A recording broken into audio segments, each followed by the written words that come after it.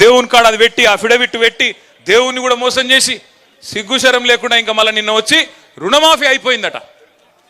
అయిపోయిందా రుణమాఫీ? పోయా నిన్న అడిగినాం అసెంబ్లీలో, నేను ఒక్కరిని అడగలే. పోయినసారి నేను అడిగిన, నిన్న పాపం పల్లరాజేశ్వర రెడ్డి అడిగిండు, ఇదివరకు జగదీష్ అన్న అడిగిండు, మొన్న కౌశిక్ అడిగిండు. ఒక్కరు కాదు అందరం అడుగుతున్నాం. అరే ఒక్క ఊరుకోదాం పారబో, ఏ ఊరంటే ఆ ఊరు నీ ఇష్టం. ముఖ్యమంత్రి సొంతూరా, డిప్యూటీ సీఎం సొంతూరా, ఏ ఊరో మీ ఇష్టం. పోదాం. ఒక్క ఊళ్ళోనన్న రైతులు అందరూ ఒక్క కాడ కూర్చొని మాది అయిపోయిందిరా భయ్ మా రుణమాఫీ అంటే ఆడనే వారేసిపోతాం మా పదవులు అంటే అవతలికెళ్ళి సపోర్ట్ లేదు, సడి లేదు. అంటే ఎంత అన్యాయమైన మాటలు అంటే 49,500 కోట్ల కాడ మొదలైంది రుణమాఫీ కథ. అధికారంలోకి రాగానే కాంగ్రెస్ వాళ్ళు ఎంత కావాలి రుణమాఫీకి అని అడిగినారు బ్యాంకర్లను పిలిచి. వాళ్ళు చెప్పారు దాదాపు 50,000 కోట్లు కావాలి సార్, 49,500 కోట్లు కావాలని చెప్పినారు.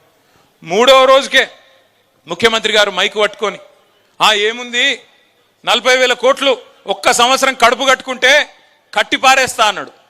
నేను అనుకుంటే రెండు ఆశ్చర్యమైంది నాకు. ఒకటి 9,500 కోట్లు ఎవడెత్తుకపోయింది మొదలు అర్థం కాలేదు. మొదలు బ్యాంకర్లకేమో 49,500 కోట్లు అని చెప్తివి, 3 రోజుల క్యాన్లకి 9,500 కోట్లు ఎగిరిపాయి, అదొకటి ఆశ్చర్యం. రెండవది ఒక సంవత్సరం కడుపు కట్టుకుంటే 40,000 కోట్లు వస్తాయట. ఇది మాకు తెలియకపోయా, 10 ఏళ్ళు ఉంటే కూడా మాకు తెలియకపోయా. అంటే 40,000 కోట్లు ఇచ్చేస్తా అన్నాడు ముఖ్యమంత్రి గారు. తెల్లారో మర్నాడో క్యాబినెట్లో పోయినారు. క్యాబినెట్లో పోయి మళ్ళీ క్యాబినెట్ ఏం ఆమోదిస్తుంది? 31,000 కోట్లు ఇస్తున్నాం రుణమాఫీకి అంటారు. మళ్ళీ 9,000 కోట్లు ఎగిరిపోయింది హుష్ కాకి. ఆడికెళ్ళి అసెంబ్లీకి వచ్చింది మా బట్టన్న బ్యాగ్ పట్టుకొని వచ్చిండు. ఇక బ్యాగ్ చూడంగానే పాపం రేవంత్ రెడ్డికి పాత జ్ఞాపకాలన్నీ గుర్తుకొస్తున్నాయి అనుకుంటా. పాత జ్ఞాపకాలన్నీ పాపం ఉన్నాయి కదా, మంచి మంచి జ్ఞాపకాలు. సో ఆ బ్యాగ్ పట్టుకొని చూస్తే ఆ బ్యాగ్ ఓపెన్ చేస్తే ఏమున్నది, బ్యాగ్ తెరిస్తే 26,500 కోట్లు అట రుణమాఫీకి. ఇది పోయిన సంవత్సరం చెప్పిన మాట, పోయిన బడ్జెట్లో. ఈ బడ్జెట్లో ఏం చెప్పిన ఎరికేనా? 20,000 కోట్లు కట్టేసినా అయిపోయింది రుణమాఫీ అంటాడు.